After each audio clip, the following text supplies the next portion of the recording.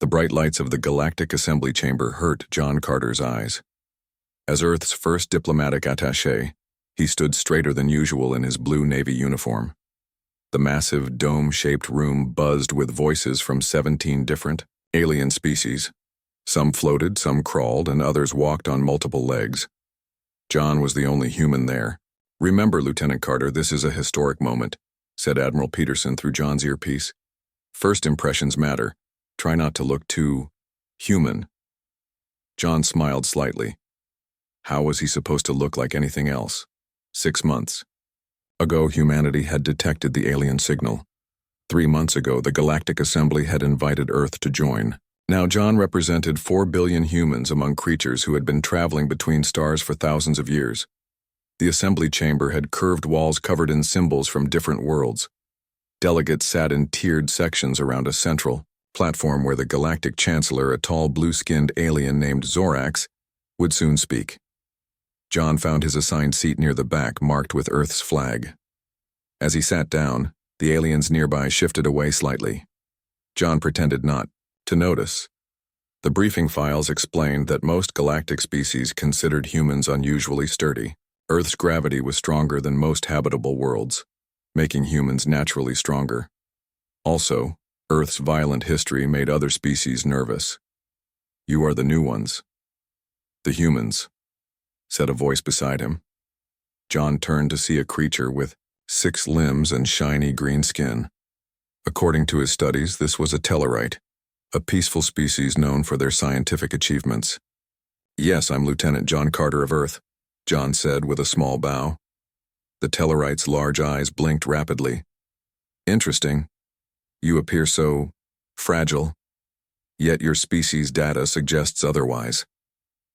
"We're full of surprises," John said with a friendly smile. Before the Tellarite could respond, a loud tone echoed through the chamber. The delegates fell silent as Chancellor Zorax floated to the central platform. "Esteemed representatives," Zorax began, voice amplified through the chamber. "Today we welcome the representatives of Sol System, the humans of Earth, to our assembly." Polite applause followed, though John noticed some delegates remained still. "Their civilization is young but shows great promise," Zorax continued. "With proper guidance they will—" A sudden commotion erupted near the Chancellor's platform. 3 insect-like creatures, Vraxians, John recalled from his briefing, leaped from their seats. They pulled metallic objects from hidden pockets in their exoskeletons. "Death to the corrupt assembly," one of them screeched in the common galactic language. Security officers rushed forward, but they were too far away. The Vraxians aimed their weapons at Chancellor Zorax, who stood frozen on the platform. John didn't think. His Navy training kicked in. He vaulted over 2 rows of seats, grabbed a decorative metal pole from the wall, and launched himself toward the attackers. The pole was heavy in his hands as he swung it at the first Vraxian. There was a loud crack as the pole connected with the alien's exoskeleton. The Vraxian dropped to the floor. The second attacker turned toward John, firing a weapon that sent a pulse of energy past John's ear. John rolled forward, coming up under the Vraxian's guard. He jabbed the pole into the alien's midsection, then twisted it to knock the weapon away. A quick strike to what John hoped was the creature's head sent it sprawling. The third Vraxian had almost reached Chancellor Zorax. John threw the pole like a javelin. It hit the attacker's leg, causing the alien to stumble. John closed the distance in 3 long strides, tackling the final assassin to the ground. They struggled briefly before John managed to pin the Vraxian's limbs. Security finally arrived, taking control of the situation. John stepped back, breathing hard. The entire incident had lasted less than 30 seconds. The chamber was completely silent. Every alien eye was fixed on John. He suddenly realized how it must look. The new species, supposedly primitive, had just taken down 3 armed attackers using only a decorative pole. Chancellor Zorax approached slowly. "You saved my life, human." John bowed slightly. "Just doing my duty, Chancellor." "With extraordinary efficiency," Zorax added, a new note in his voice that John couldn't quite identify. "I was told humans were physically capable, but this was unexpected. The Vraxian ambassador, who had nothing to do with the attack, rose from his seat. This display confirms our concerns. These humans are living weapons. Look how easily one untrained specimen disabled 3 armed combatants. I have military training, John corrected. I'm not an average example. Even worse, the Vraxian ambassador clicked his mandibles in agitation. Their military members are permitted in diplomatic functions. No other species would dare. Chancellor Zorax raised his forearms for quiet. The human saved lives today. However, the ambassador raises a valid concern. He turned to John. Is it true that by the standards of other species, humans are unusually durable and strong? John hesitated. Our world has higher gravity than most. We evolved as persistence hunters, but we're not a threat. Murmurs spread through the chamber. John could see the fear in many alien eyes. Perhaps, said Zorax carefully, as a precaution and to ease concerns, humans should be restricted from carrying additional weapons within assembly buildings. Your natural capabilities seem quite sufficient. John wanted to argue that he had used a pole from the wall. Not a weapon he brought, but he recognized a diplomatic compromise when he heard one. Earth will respect the assembly's wishes, he said formally. The session resumed, but John noticed the seats around him remained empty. News of the incident would reach Earth before he did. He could already imagine the headlines. Humans classified as living weapons, or Earth delegation faces weapons ban. As John sat alone in the vast chamber, watching alien diplomats steal glances at him, he wondered if humanity's first steps into the galactic community had already been undermined by the very traits that had helped them survive on Earth. Perhaps, being too capable, too adaptable, was its own kind of problem among the stars. 2 years had passed since the Carter incident.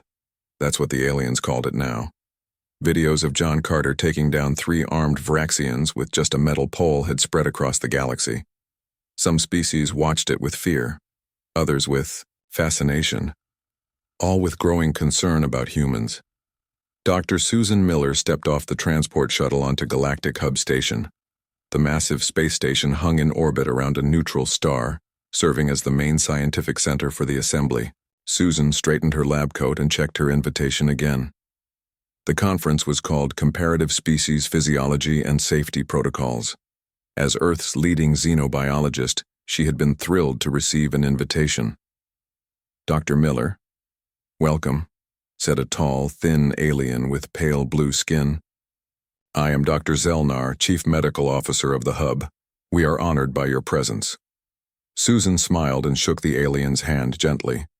She had learned that most species found human handshakes too forceful.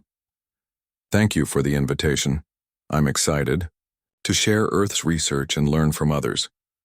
Dr. Zelnar led her through wide corridors filled with aliens of various shapes and sizes. Many moved aside as Susan passed, their eyes following her with unmistakable caution. Your presentation is scheduled for tomorrow, Dr. Zelnar said. The main hall will be full. Many scientists are eager to hear about human biology.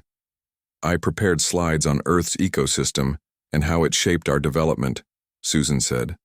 Dr. Zelnar's expression changed slightly.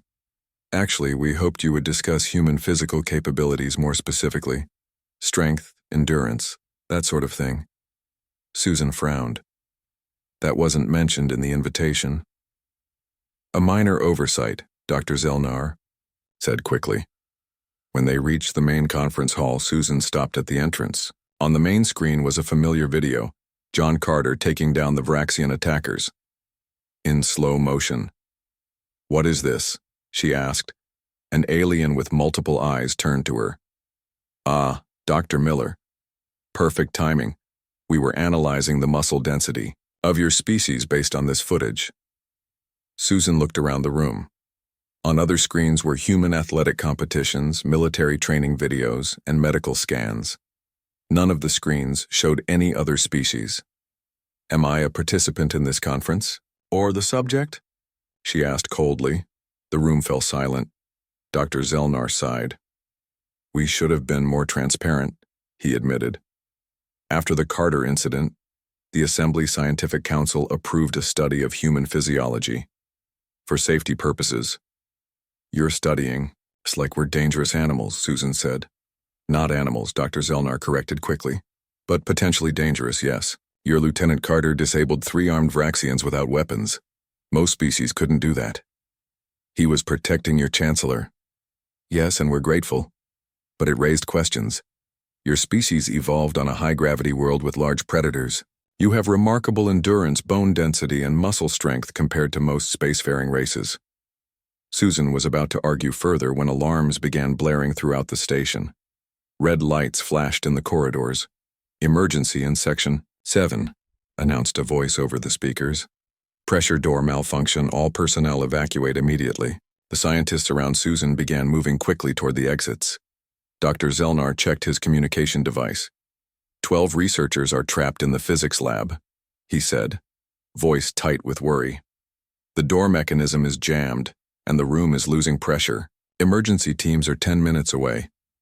Where's Section 7? Susan asked immediately. 2 levels down, but you can't. Susan was already running. She heard Dr. Zelnar calling after her, but she didn't stop. The elevator was locked down during the emergency, so she took the maintenance stairs, descending rapidly. When she reached Section 7, the corridor was empty. Everyone had evacuated except those trapped behind the malfunctioning door. Through the small window, Susan could see aliens inside, some pressing against the door, others trying to seal the leak where air was escaping. The control panel showed. The door was sealed for emergency containment. Susan examined the manual override, a large lever designed for the stronger species to use in emergencies. She grabbed it with both hands and pulled. It didn't budge. Susan braced her feet against the wall and pulled harder. The lever moved slightly. Warning lights flashed as the computer detected her override attempt. Pain shot through her shoulder as she strained against the lever, but she kept pulling. With a loud crack, the lever gave way. Susan felt something pop in her shoulder, but the door began to slide open. The trapped scientists stumbled out into the corridor, gasping for air. The last one sealed the inner door behind them, containing the pressure leak. Susan sat on the floor holding her injured arm. One of the rescued scientists, a small green creature with 4 arms, approached her. You dislocated your shoulder to save us, it said in a surprised voice. Susan nodded, pain making it hard to speak. By the time medical teams arrived, news of Susan's actions had spread through the station. Dr. Zelnar personally supervised as they treated her shoulder. You risked injury to save others, he said quietly. Yet you had no protective gear, no tools. It's what humans do, Susan replied. The next day, despite her objections, Susan became the central topic of the conference. Scientists presented data comparing her actions to what other species could have done. Their conclusion troubled her deeply. Based on physical capability assessments, an unarmed average human is potentially more dangerous than most species-trained soldiers, said the lead researcher. We recommend classifying humans as Category 4 biological hazards when in enclosed spaces with other species. Susan stood up from her seat, arm in a sling. You're missing the point, she said loudly. Yes, we're strong by your standards. Yes, we can endure more pain, survive more extreme conditions. But these aren't weapons. They're survival traits. She walked to the front of the room, facing the gathered scientists. We evolved on a world that tried to kill us daily. High gravity, extreme weather, predators, diseases. We didn't develop our physical traits to dominate others but to survive. Susan pointed to the screen still showing John Carter and now herself, forcing the door open. In both cases, humans use their strength to protect others, not harm them. Judge us by our actions, not our capabilities. The debate lasted hours. In the end, the Assembly rejected the Category 4 classification but reinforced the weapons ban for humans. As Susan prepared to return to Earth, Dr. Zelnar approached her one last time. You've given us much to think about, he said. Perhaps what makes humans frightening isn't your strength, but how quickly you'll use it to protect others, even at personal risk. Susan smiled slightly. On Earth, we don't call that frightening. We call it courage. 5 years had passed since Earth joined the Galactic Assembly. The weapons ban for humans had become a constant source of tension. Humans found it insulting. Other species considered it essential for their safety. Alan Reeves adjusted his tie as he prepared for the trade negotiations. As Earth's senior diplomat, he had spent 3 years building relationships with alien representatives. He was known for his calm voice and patient manner. Unlike many humans, Alan preferred talking to action. "Ambassador Reeves, the banquet will begin shortly," said his assistant, a young woman named Kate. "Thank you, Kate. Any updates on the Zun delegation?" Kate frowned. "They're still demanding separate seating from humans. Security has arranged it according to protocol." Alan nodded. The hegemony of Zun was a relatively new member of the assembly. Their species had 6 eyes and tough, leathery skin. They were also openly distrustful of humans. "Let's not make an issue of it," Alan said. "Tonight is about the new trade agreement, not old prejudices." The banquet hall was enormous, with high ceilings and windows showing the stars outside the space station. Hundreds of delegates from 20 species filled the room. Tables were arranged by species with translation devices at each setting. Soft music played from hidden speakers. Alan moved through the crowd, stopping to greet various ambassadors. Many were friendly now after years of working together. Some still kept their distance. "Ambassador Reeves, a pleasure as always," said Zorax, the Chancellor of the Assembly. The tall blue alien had not aged in the 5 years since John Carter saved his life. "Chancellor, thank you for hosting these negotiations. Earth is eager to expand trade with all Assembly members, including the Zun?" Zorax asked with a knowing look. Alan smiled. "Especially those with whom we have differences. Trade builds understanding." As they spoke, servants brought out the first course. Alan took his seat at the human table, which was positioned near the center of the room. The Zun delegation sat at the far wall, their 6 eyes occasionally darting toward the humans with obvious distrust. Alan was about to taste the soup-like dish when he noticed something odd. Several figures in server uniforms were moving quickly around the room's edges. They didn't match the movements of the other staff. He tapped his security communicator once. A simple alert signal. "Is something wrong, sir?" Kate asked quietly. Before Alan could answer, the lights flickered. Then the main doors slammed shut with a loud clang. The fake servers pulled objects from under their clothing, weapons. Their uniforms changed color, revealing the distinctive patterns of Zun extremists. "Death to the weak species," one of them shouted. "The Zun will not be controlled by the Assembly's lies." Panic erupted as delegates rushed away from the attackers. Security guards moved to protect the Chancellor, but they were outnumbered. Alan remained seated, calmly assessing the situation. 7 attackers, armed with energy weapons, positioned to control all exits. Security protocols meant no weapons were allowed at diplomatic functions, especially for humans. Alan looked at his table. He had a dinner plate, utensils, and a bottle of Centaurian wine. That would have to do. "Kate, when I move, get under the table and stay there," he said quietly. Alan grabbed the heavy bottle of wine and stood. With practiced precision, he threw it at the nearest attacker. The bottle hit the Zun extremist in the head with a loud crack. The alien dropped to the floor, stunned. Before the others could react, Alan flipped his dinner plate like a disc. It sailed across the room, hitting another attacker's weapon and knocking it aside. The energy blast meant for the Chancellor hit the wall instead. Chaos filled the room as delegates screamed and ran for cover. The remaining attackers turned toward Alan, recognizing him as a threat. Alan didn't wait. He jumped onto the table and kicked a large serving tray at 2 more attackers. The metal tray slammed into them, knocking them back. He grabbed a serving fork from a nearby table and threw it with precise aim. It stuck into an attacker's weapon, causing it to short-circuit and spark. "The human! Kill the human!" one of the remaining Zun shouted. Alan rolled under a table as energy blasts hit where he had been standing. He crawled quickly, emerging on the other side of the room. A Zun extremist turned, raising his weapon. Alan grabbed a cloth napkin and whipped it around the barrel of the weapon, yanking it from the attacker's grasp. He followed with a quick punch that sent the alien stumbling backward. The sixth attacker charged at Alan with some kind of blade. Alan grabbed a chair, blocking the attack. He twisted the chair, trapping the blade in its back, then shoved forward. The attacker fell, crashing into a table. The final Zun extremist had backed into a corner, weapon trained on Alan.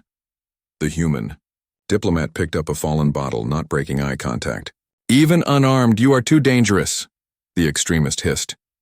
Before he could fire, security guards finally broke through the sealed doors. They quickly surrounded and captured the last attacker. The threat was over. Alan set down the bottle and straightened his tie, which had come loose during the fight. Chancellor Zorax approached, his blue skin pale with shock.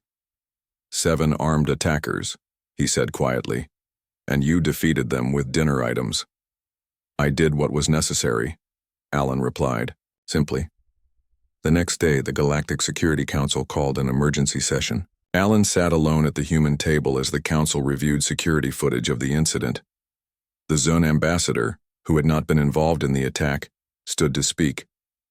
"This proves what we have said about humans. They have violence embedded in their cultural DNA. Look how easily their diplomat turned ordinary objects into deadly weapons." Alan was given permission to respond. He walked to the central speaking platform, keeping his hands visible. "Members of the council, I understand your concerns. Humans adapt to threats. Our history is filled with conflict, yes, but also with innovation and determination.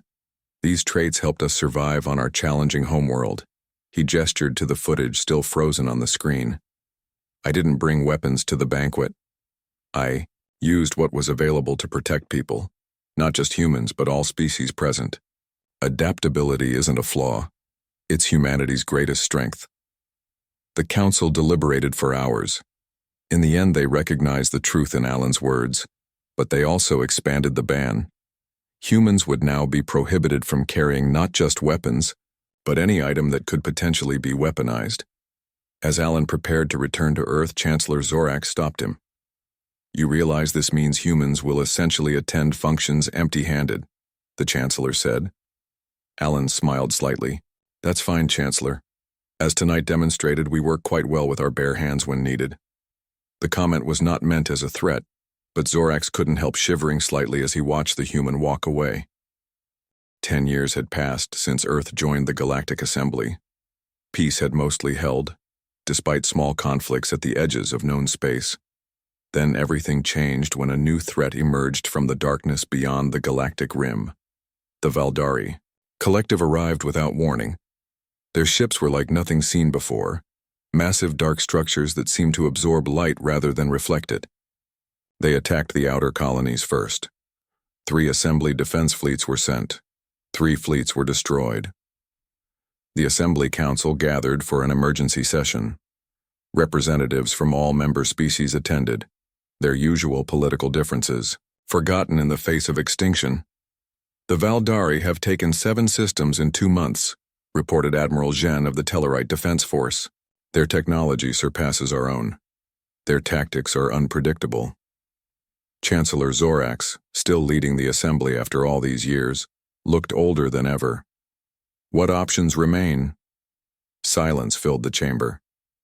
Then a representative from the Military Strategic Council stood. "There is one option we haven't tried," he said reluctantly. "The humans." Murmurs spread through the room. Many representatives shook their heads or made signs of disagreement. "The humans have the smallest fleet." In the assembly, someone objected. "And they are restricted from our most advanced weapon systems," added another. "It's not their ships or weapons we need," the Strategic Council member explained. "It's their thinking, their adaptability." More discussion followed, heated at times. In the end, desperation won out over fear. The assembly formally approached Earth's military command, requesting assistance against the Valdari threat. Captain Olivia Hayes stood at attention in the main briefing room of Earth Fleet headquarters. At 35, she had risen quickly through the ranks due to her tactical brilliance. Her dark hair was cut short, and her eyes missed nothing. Fleet Admiral Clark handed her the mission briefing. "The Assembly has requested our help against the Valdari. They're assigning you their most advanced warship." Olivia reviewed the file quickly. Sir, it says here they've removed several weapons systems from the ship to comply with the human weapons restriction. Admiral Clark nodded. They're still afraid of us, Captain, even while asking for our help. So they want me to fight an advanced enemy with a partially disarmed ship? They want you to find a way to win that doesn't involve humans having access to their best weapons, the Admiral clarified. Can you do it? Olivia smiled slightly. They're right to be afraid, sir, just not for the reasons they think. 2 weeks later, Olivia stood on the bridge of the assembly warship Celestial Guardian. Despite the removed weapons, it was still impressive, nearly a mile long with a crew of 300 from 12 different species. Her second-in-command, a tall Tellarite named Kren, approached her with a data pad. Captain Hayes, the crew is concerned. We are heading to engage the main Valdari fleet, but we lack full offensive capabilities. Tell them not to worry, Commander Kren. We won't need conventional weapons for what I have planned. Kren looked confused but nodded. The Valdari fleet has been detected at Proxima Centauri. They appear to be preparing to attack the colonies there. Then that's where we'll meet them. Set course for Proxima Centauri, maximum speed. When the Dito Celestial Guardian arrived, the Valdari fleet was already in position. 20 ships arranged in a formation unknown to assembly tactical experts.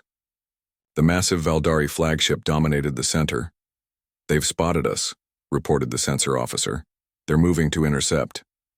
Hold position, Olivia ordered calmly. The bridge crew looked at her in confusion. The enemy was approaching, and their captain wasn't even raising shields. Captain Hayes, Kren said urgently. We should prepare for combat. We are prepared, Commander. Olivia studied the tactical display. The star is entering a solar maximum cycle. Increase sensors to maximum sensitivity and route the data to my console. For the next few minutes, Olivia analyzed the sensor readings. While the Valdari fleet approached, the bridge crew grew increasingly nervous. Captain, they're in weapons range, the tactical officer reported. Now we move, Olivia said. Helm, plot a course that will take us past the lead Valdari ship at close range, then around the sun at maximum safe distance. The helmsman blinked, in surprise, but followed orders. The Celestial Guardian surged forward, engines at full power. The sudden movement seemed to confuse the Valdari. Their formation shifted as they tried to adjust. They're firing, reported the tactical officer. Evasive pattern Delta, Olivia ordered. Stay on course. The ship rocked as some hits connected, but the shields held. They swept past the Valdari lead ship, so close that the crews could almost see each other through viewports. Now comes the tricky part, Olivia said. Helm, take us into the solar radiation belt precisely on the coordinates I've sent. The crew stared at her in disbelief. The radiation belt would be dangerous, possibly deadly to the ship. Trust me, Olivia said firmly. The Celestial Guardian dived toward the massive star, skimming the outer radiation field. The Valdari ships followed just as Olivia had predicted.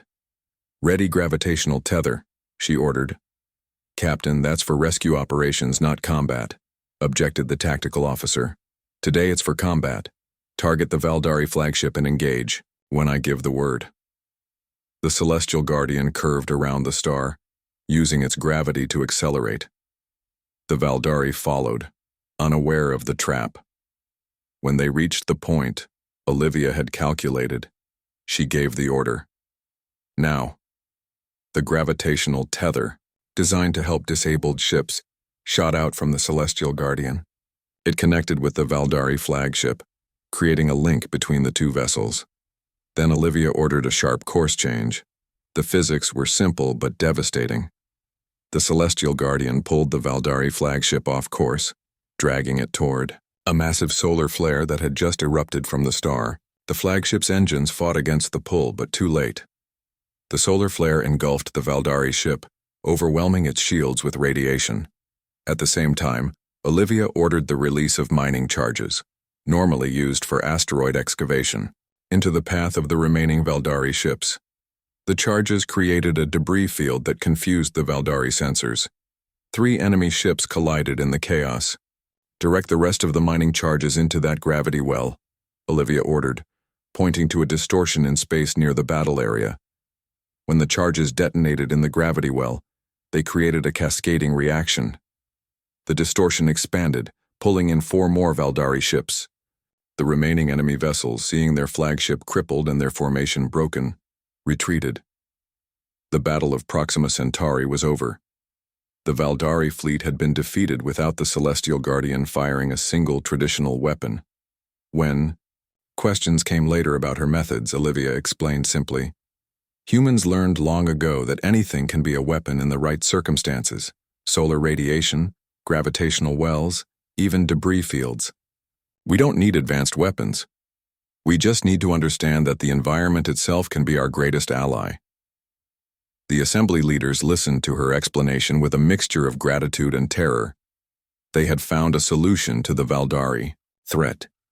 But that solution was perhaps more frightening than the problem. 20 years had passed since Earth first joined the Galactic Assembly. The weapons ban regarding humans had grown increasingly complicated and difficult to enforce. After Captain Hayes defeated the Valdari using only the environment as a weapon, Assembly security experts spent years trying to define what exactly constituted a potential weapon when it came to humans. The list grew longer each year. Pens and styluses were banned because they could be used to stab. Clothing with buttons was restricted because buttons could be removed and used as projectiles. Belts were prohibited as potential strangling devices. Some species even suggested humans should wear special gloves to limit their grip strength. Admiral William Foster, Earth's senior representative to the Assembly, had enough. Tall and gray-haired at 62, he had spent his career building bridges between humanity and alien species. Now he felt those bridges crumbling under the weight of fear and misunderstanding. "This situation has become ridiculous," William told his staff as they prepared for a special assembly session. "Last week they stopped me from bringing in a handkerchief." "A handkerchief?" His assistant nodded. "They claimed it could be used to suffocate someone." "Exactly my point." William straightened his uniform. "Today we end this nonsense once and for all." The assembly chamber looked much the same as it had 20 years ago when John Carter first defended the Chancellor. The main difference was the special entrance now used for human delegates, complete with extra security scans. When William's turn to speak came, he walked slowly to the central platform. Many delegates shifted nervously, even after 2 decades of peaceful cooperation. Humans still made them uncomfortable. "Esteemed representatives of the Galactic Assembly," William began. "For 20 years, humans have honored the weapons restriction placed upon us. We have endured extra searches, special rules, and increasing limitations." He looked around the chamber, meeting the eyes of various delegates. "Today I propose a formal amendment to this policy." Whispers spread through the chamber. Chancellor Zorax, now in his final term, raised a hand for silence. "What amendment do you propose, Admiral Foster?" Instead of answering immediately, William activated the main display screen. A video began playing, footage of John Carter saving the Chancellor 20 years ago. "This was our first interaction with the Assembly," William said. "A human protecting your leader." The video changed to show Dr. Susan Miller forcing open the pressure door to save trapped scientists. A human risking injury to save others. Next came footage of Alan Reeves defending diplomats during the banquet attack. A human protecting representatives of all species, using nothing but items from a dinner table. The screen then showed Captain Olivia Hayes directing the Battle of Proxima Centauri, saving countless lives across multiple systems. A human finding a way to defeat a superior enemy without conventional weapons. Finally, the screen displayed hundreds more examples. Human representatives, workers, and visitors to assembly stations and worlds, using their unique abilities to help others. Fighting fires, rescuing people from accidents, lifting heavy objects, to free trapped aliens swimming through dangerous waters to retrieve vital supplies. "These are not isolated incidents," William continued as the images played. "This is who we are. Yes, humans can be dangerous. We evolved on a harsh world that shaped us to be strong, fast, and adaptable. But these traits that frighten you are the same ones that make us valuable allies. William waited as the final video faded from the screen. The chamber was completely silent. My proposal is simple, he said. Recognize that humans cannot be separated from their inherent physical capabilities. These cannot be banned or restricted. Accept that in our time together, humans have consistently used these abilities to protect, not harm. He pulled a document from his pocket, an actual paper document, rare in the digital age. This amendment acknowledges that humans evolved in conditions requiring both defensive and offensive capabilities.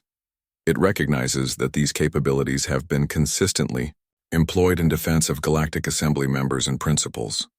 The ban on human-carried weapons is modified to allow humans to carry standard-issue defensive implements appropriate to their rank and station, with the understanding that their greatest weapon, their inherent physical capabilities, cannot be banned or restricted.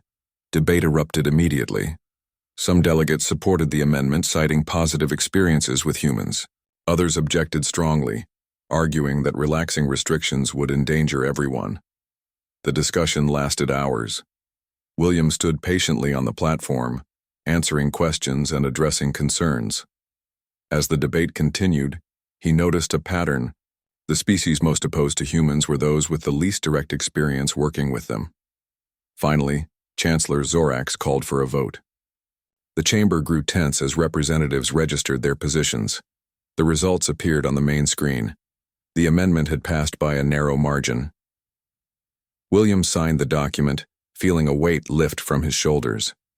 As he prepared to leave the platform, he noticed someone approaching, an elderly Vraxian diplomat, one who had initially called for sanctions against humanity 20 years ago. Admiral Foster, the Vraxian said, his voice raspy with age. William nodded cautiously. Ambassador Krell. We feared you because we did not understand you, the Vraxian said. His mandibles clicked softly as he spoke. Your species carries within yourselves something no technology can replicate, the capacity to become whatever is needed in the moment of crisis. William smiled slightly. Is that a compliment, Ambassador? It is an observation, Krell replied, and perhaps an apology. We now understand this capacity of yours is not something to fear, but something to value. As William left the chamber, delegates from many species approached to congratulate him. The ban was officially revised, though humans still faced additional security protocols. The new regulation was filed under Assembly Code 327B, which became commonly known throughout the galaxy as the Foster Doctrine. Among alien military personnel, however, it gained an unofficial subtitle, whispered with a mixture of awe and respect. The most dangerous weapon in the galaxy is an unarmed human with something to protect. William didn't mind the nickname. In fact, he rather liked it. It captured an essential truth about humanity that had taken the galaxy 20 years to understand. Humans weren't dangerous because they carried weapons. They were dangerous because they didn't need them.